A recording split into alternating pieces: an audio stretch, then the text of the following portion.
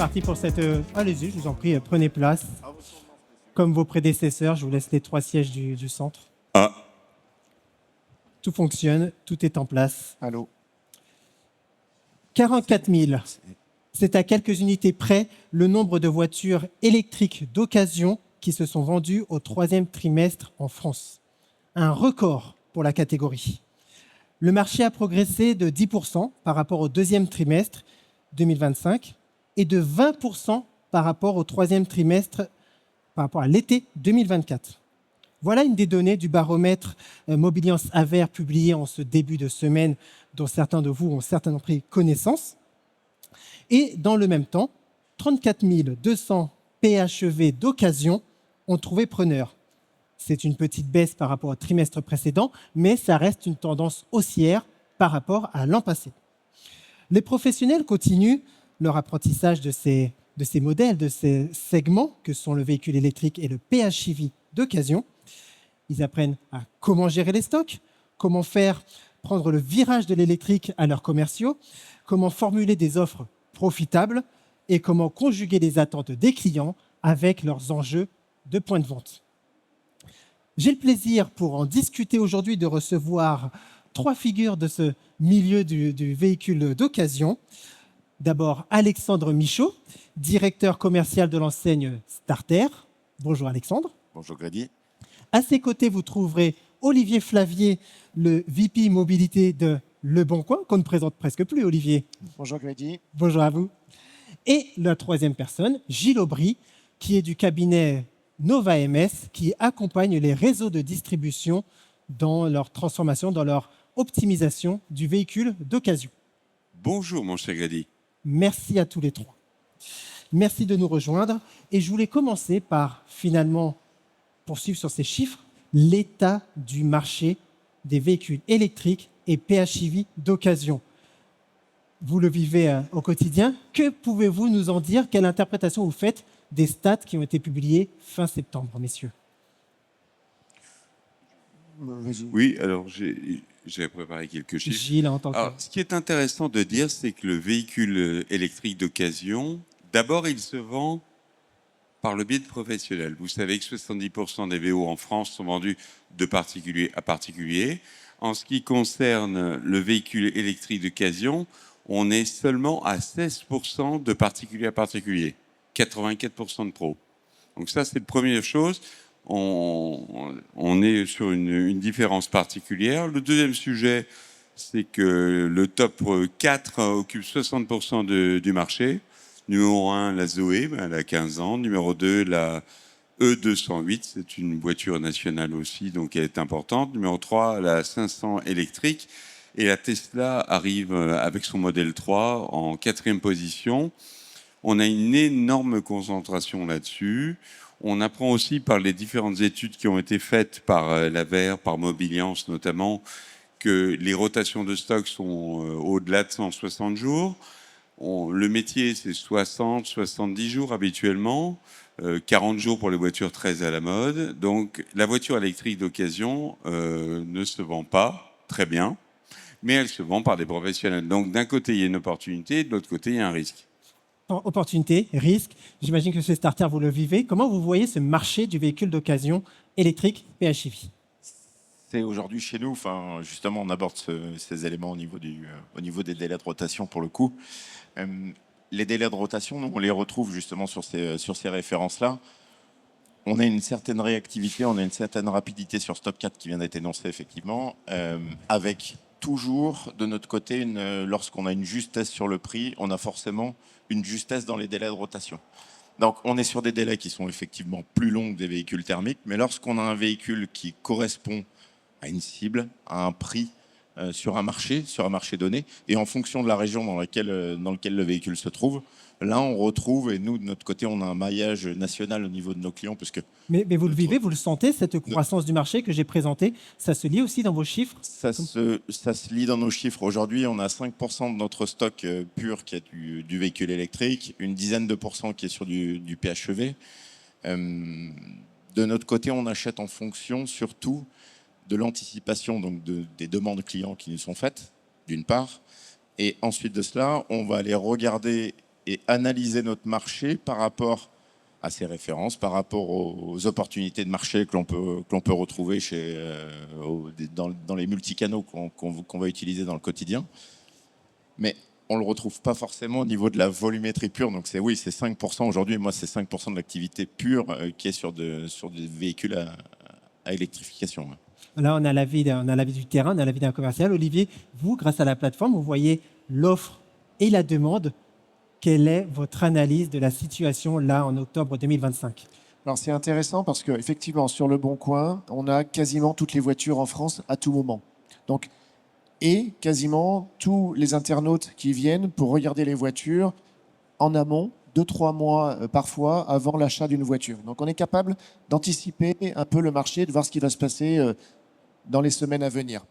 Et on a donc une offre et une demande qui est large. Et moi, je séparerais d'un côté les voitures électriques à 100% électriques et de l'autre côté les hybrides, rechargeables ou non rechargeables. En volumétrie, les voitures électriques, le volume d'aujourd'hui, c'est le volume qu'on avait en neuf il y a 4-5 ans. Donc on le retrouve en occasion 4-5 ans après. Et on a un volume qui est en forte augmentation. Et des visites, c'est-à-dire des personnes qui regardent les voitures électriques en forte augmentation aussi. Par rapport au début d'année, on a 30% de visites en plus juste sur les voitures 100% électriques. Et côté hybride, on a aussi une augmentation très importante en nombre de visites. On est à 37% de plus qu'en début d'année. Donc ça veut dire qu'il y a une demande pour les Français pour ces voitures-là. Mais au global, si j'additionne l'électrique et l'hybride, la demande ne dépasse pas 15% aujourd'hui au total. C'est une forte hausse, mais ça reste une part assez faible en termes de représentativité. En fait, on partait de zéro, quasiment de zéro il y a 3-4 ans. Donc, il y a une demande qui est là, qui augmente, mais qui reste faible par rapport au thermique. Et ça, c'est important pour les professionnels dans l'orientation des stocks que l'on doit avoir. Donc, quand j'entends 5%, c'est très bien, parce qu'en réalité, on a une moyenne de rotation des voitures électriques d'à peu près 150 jours. Aujourd'hui, pour un professionnel, il faut 150 jours au minimum pour vendre une voiture électrique. Et pour vendre une hybride, c'est pour ça que je sépare les deux. Une hybride, alors non rechargeable, c'est encore mieux. Il faut à peu près 95 jours en moyenne pour un professionnel. Donc, forcément, si vous êtes tanké en stock avec beaucoup de voitures électriques et au-delà de la demande des Français, sur l'électrique, c'est 5 à 7% de demande. Si vous avez au-delà de 5 à 7% de votre stock en électrique, alors il y a un problème. Et sur Le Bon Coin, quand je regarde la part des voitures électriques chez les professionnels, elle est de l'ordre de 15 à 20% pour certains professionnels. On est 3 fois supérieur à la demande. Donc il y a un souci là-dessus de gestion de stock à un moment et de rotation de stock pour les professionnels sur les pures voitures électriques. Il y a une demande, mais il ne faut pas avoir un stock trop élevé pour l'instant, si possible. Gilles, je voyais que vous vouliez réagir à cette remarque d'Olivier. Je partage totalement cet avis, bien sûr. Nous sommes des professionnels, mais on pourrait aussi ajouter d'autres éléments du mix véhicule électrique qui sont très intéressants.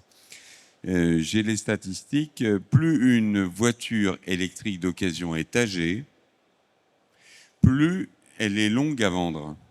Les voitures dans le segment de 5 à 8 années d'âge se revendent en moyenne à 208 jours. Celles qui sont en moins de 3 ans, donc les fameuses retours de location, c'est du 141 jours. Et je rappelle toujours que des voitures stars du marché, une Polo, une Clio, une 208, sont des voitures qui se vendent dans 60 jours. Et quand les années vont bien, une Porsche 911 avec une belle couleur, ça se vend en 21 jours. Ça vous donne une petite idée quand même de la difficulté. Mais avec ce que dit notre ami, on rend bien compte qu'il y a quand même une curiosité. Les gens viennent voir. Voilà. Et nous, moi, chez Starter, vous allez vendre, en ordre de grandeur, 25 000 voitures cette année. C'est ça, 24 000 voitures pour le coup en atterrissage sur la fin d'année, ce qu'on projette de notre côté, mais toujours avec cette quote-part aujourd'hui. Quelle est la ligne de conduite ? Parce que quand on monte en volume, parce que vous avez bien rebondi après la crise, quand on monte en volume sur fond d'électrification, une nouvelle ligne stratégique doit aussi s'écrire. Quelle est la ligne de conduite ? La ligne de conduite, c'est juste le bon sens en fait. C'est déjà un bon début. Mais c'est indispensable. C'est indispensable puisqu'aujourd'hui, de notre côté, l'idée du fait que nous, on est indépendant, Donc, on n'est pas sponsorisé, on n'a pas de retour en buyback, on n'a pas, quand j'entends justement qu'aujourd'hui on a une quinzaine de % sur des véhicules à 3 ans, c'est des véhicules qui reviennent de buyback, qui reviennent des leasings sociaux qui ont été mis en place. Et forcément, ça vous donne une incidence sur votre stock. Là, c'est nous qui achetons, c'est nous qui déterminons la perspective d'achat. Et lorsqu'on imagine cette perspective d'achat, on fait des tests, on fait des petits tests, on vient par petites vagues. Et on voit en fonction de l'acceptabilité. Donc on sent, nous, de notre côté, déjà en amont, l'intégralité de nos adhérents avec lesquels on travaille tout au long de l'année. Et lorsqu'on les sonde et qu'on a les retours, si effectivement on a des retours sur des véhicules qui sont sur X références, par exemple sur des 208, on a eu des retours sur des 208, pas de DS3 Crossback par exemple, ou très peu. On les a maintenant, on a fait des tests, ça marche pas, et puis quand j'ai lu l'analyse que tu nous avais envoyée, je me suis dit c'était pile poil dedans. Mais par contre, sur des 208, on a des retours, mais lorsqu'on a ces retours-là, c'est le prix. C'est le prix, le facteur prix, il est indispensable. Donc, au-delà des éléments technologiques, parce que même si on prend des véhicules avec, comme le précisait Gilles, avec des véhicules qui ont un petit peu plus de vétusté, ok. Par contre, le prix est moindre, et vu que c'est en général souvent des seconds véhicules dans les foyers, ils trouvent un certain public, et donc de facto, on arrive à les recommercialiser derrière. J'imagine qu'Olivier peut nous éclairer là-dessus, parce que tout à l'heure, vous nous avez parlé de cette hausse de la demande, mais qualitativement, qu'y a-t-il derrière ces statistiques? Qui sont les potentiels acheteurs de VE, PHEV? Comment se comportent-ils? En fait, on s'aperçoit sur le Bon Coin que ceux qui cherchent des voitures électriques aujourd'hui ne sont pas ceux qui avaient le diesel avant. Et le consommateur français a besoin de temps pour passer à l'électrique et ne bascule pas directement du diesel au 100% électrique. Généralement, les acheteurs aujourd'hui de voitures 100% électriques, ce sont des personnes qui étaient avant en essence ou en hybride. Ceux qui sont en diesel ou en essence passent en hybride. Il y a un saut qui se fait au fur et à mesure. Et la bonne question à se poser, c'est pourquoi les Français ne basculent pas directement vers l'électrique? Donc, il faut regarder et travailler sur les freins. Bien sûr que le prix est une composante, ça c'est vrai. On pourrait reparler tout à l'heure de la dépréciation d'une voiture électrique par rapport à une voiture thermique. Ce n'est pas la même dépréciation qui existe. Ça a surpris tout le monde au départ. Mais le prix est une chose. Et c'est vrai que c'est hyper important d'être bien placé, sinon on ne vend pas sa voiture. Mais après, il y a toute la réassurance à donner. Et c'est ça les questions que l'on a, qui nous arrivent au Bon Coin. C'est qu'est-ce qui fait que la voiture électrique est rassurante à acheter? Et notamment, la capacité de la batterie, c'est une question.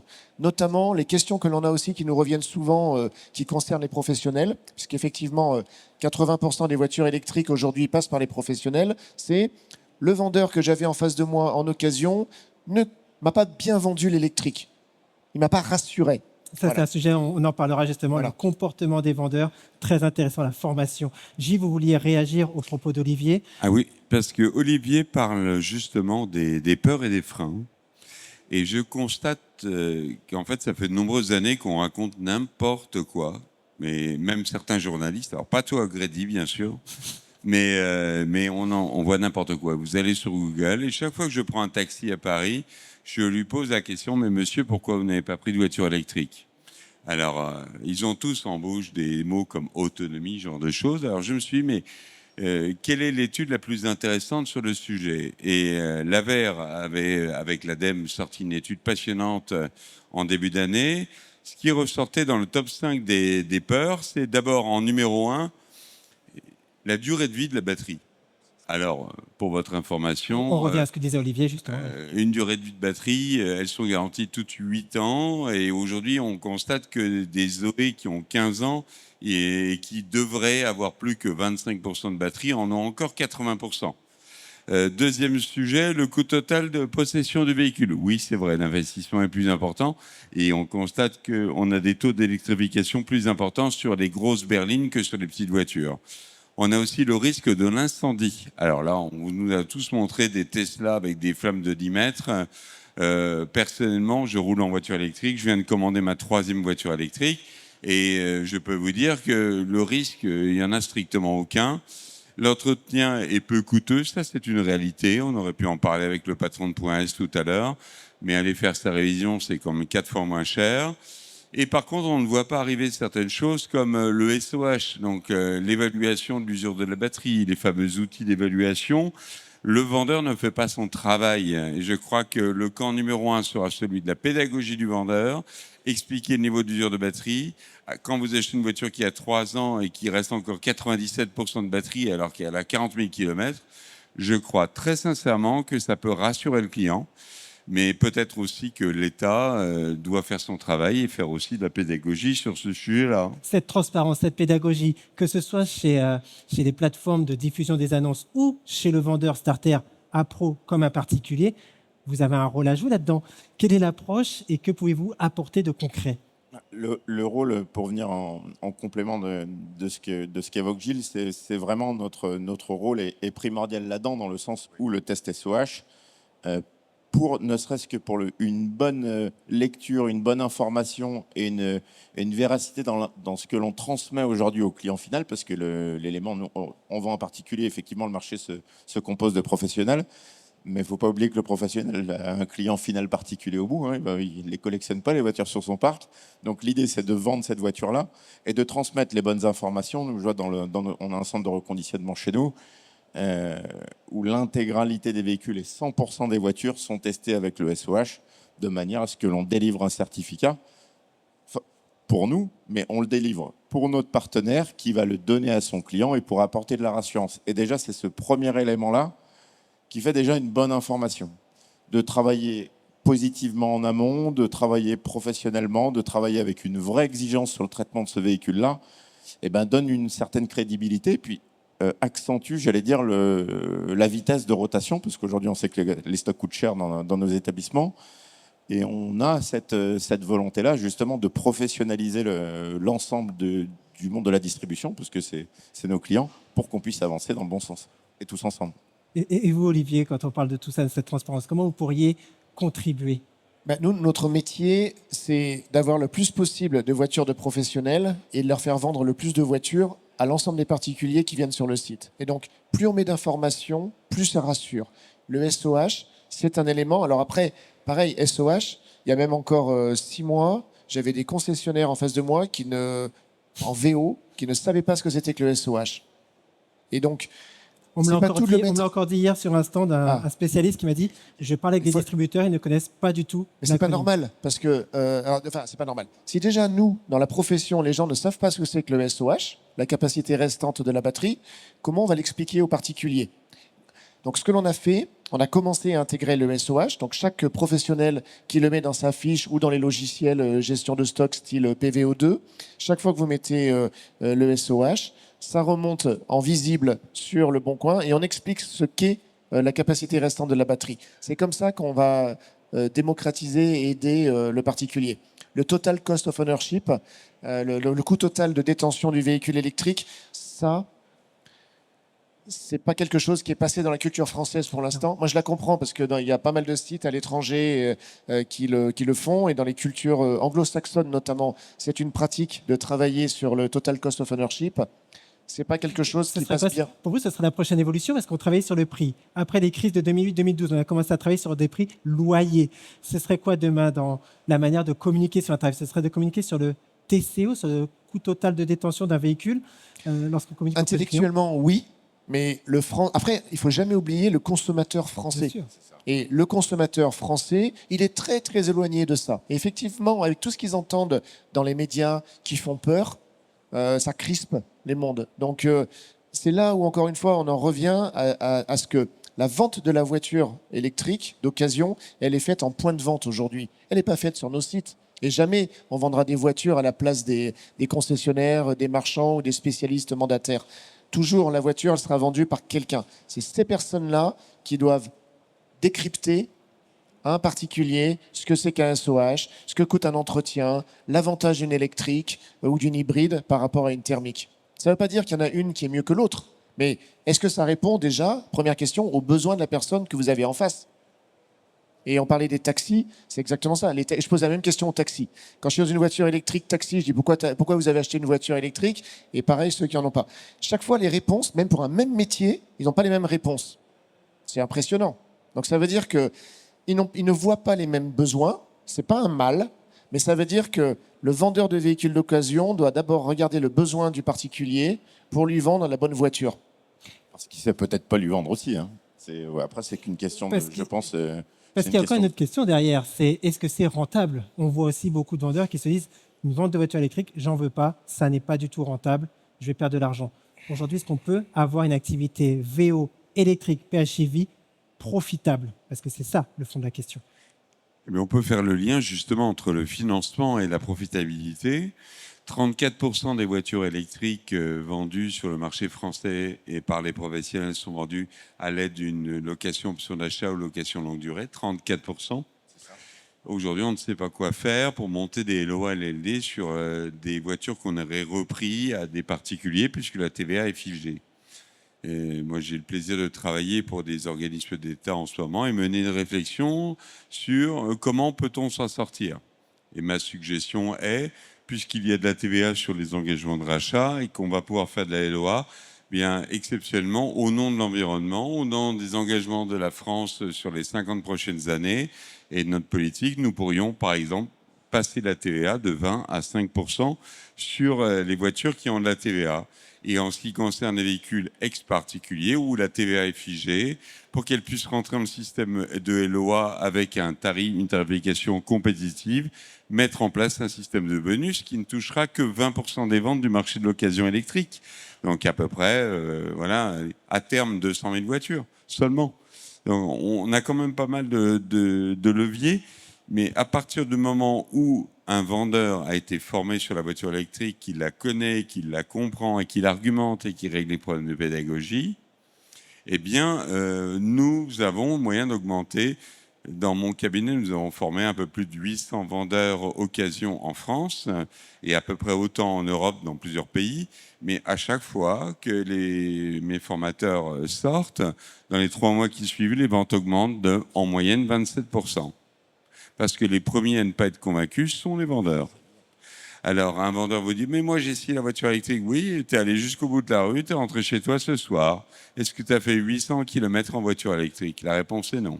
Donc, une fois qu'il a goûté à ça, une fois qu'il a compris qu'il fallait de la pédagogie, on va pouvoir en parler.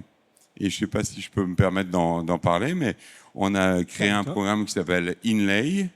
Et en anglais, ça veut dire incrusté. Toute la question est, je gère mon parc d'occasion. J'ai 40 voitures d'occasion, j'en ai 4 qui sont électriques.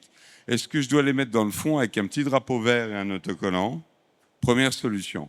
Donc ça, je le teste pour un grand constructeur allemand depuis quelques années. C'est un échec. Ça ne fonctionne pas.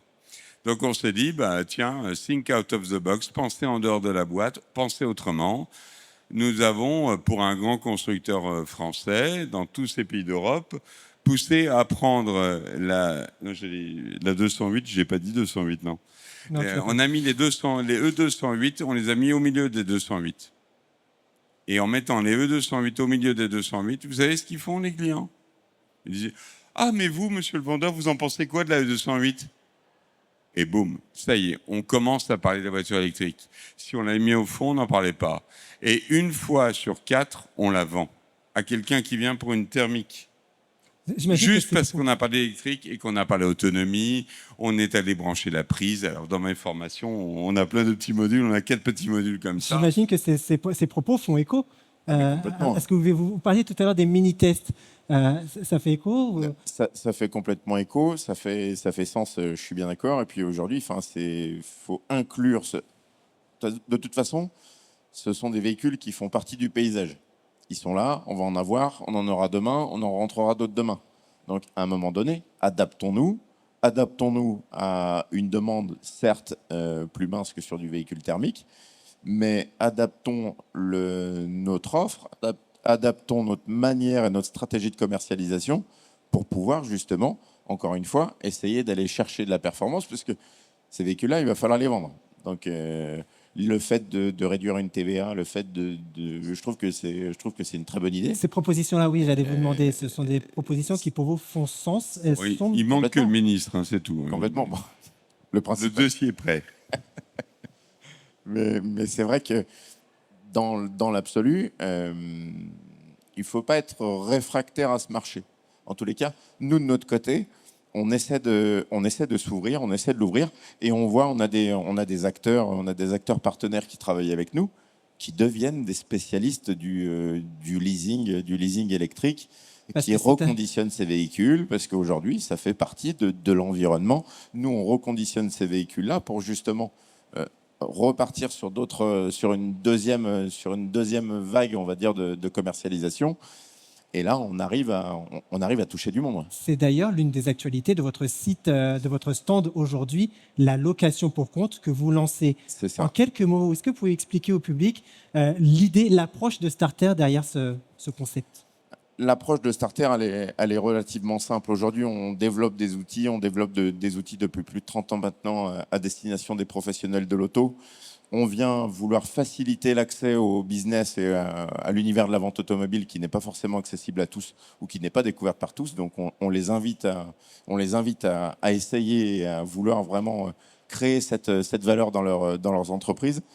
Et aujourd'hui, on s'aperçoit qu'on a certains établissements qui n'ont pas forcément de commerciaux, qui n'ont pas forcément les leviers, qui n'ont pas forcément la formation, qui n'ont pas forcément d'orientation commerciale et de stratégie commerciale.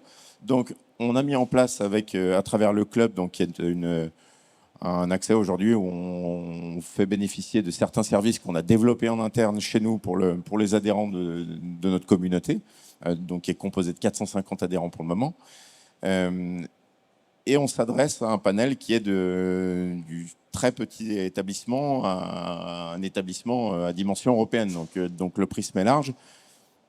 Mais pour ces établissements qui sont de petites et moyennes structures, certains n'ont pas de vendeurs. Et donc l'idée, c'est de lui dire, nous, on a des équipes commerciales, on a du monde, on est formé, on se forme dessus au quotidien. Et on est capable d'aller vendre une voiture pour lui avec un loyer. Donc soit il a un loyer en propre, donc avec un véhicule que l'on va lui mettre à disposition avec une location qu'on lui fait pour lui, pour son établissement. Soit autrement, il n'a pas forcément les agréments financement et autres pour aller pouvoir proposer ce véhicule. C'est nos équipes qui vont aller le vendre pour lui. Et là, on va le commercialiser. On va commercialiser à sa place, on le commissionne. Et l'idée, encore une fois, c'est de servir de l'établissement en partenaire pour qu'il puisse récupérer le véhicule, assurer la traçabilité avec son client, entretien, l'après-vente et la relation aujourd'hui, la relation humaine qui fuit de plus en plus la relation commerciale en tous les cas. À l'approche de cette fin de table ronde, Olivier, je voulais poser la question. On a ici des professionnels, des garagistes pour la plupart, qui voudraient se lancer potentiellement dans la vente de véhicules d'occasion. Ils verront le VE, ils verront le PHEV débarquer devant leur porte. Que pourriez-vous leur conseiller? Quelle est la bonne approche? Après tout ce qu'on s'est dit là depuis 30 minutes, quelle est la bonne approche selon vous? La bonne approche, on en revient à ce qu'on disait au départ, c'est d'équilibrer ses stocks entre l'offre et la demande. Et moi, je conseillerais sur l'électrique d'avoir entre 5 et 10% de son stock, d'avoir en hybride 15% de son stock et le reste en diesel et en essence.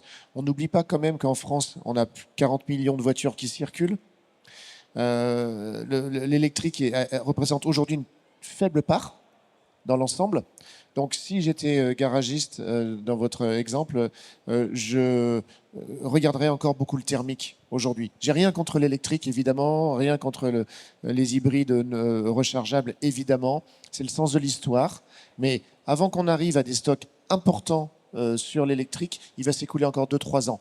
En attendant, il y a encore beaucoup de thermiques à revendre. Et là aussi, il faut savoir le gérer et fixer au bon prix de vente. Ça, c'est la deuxième composante.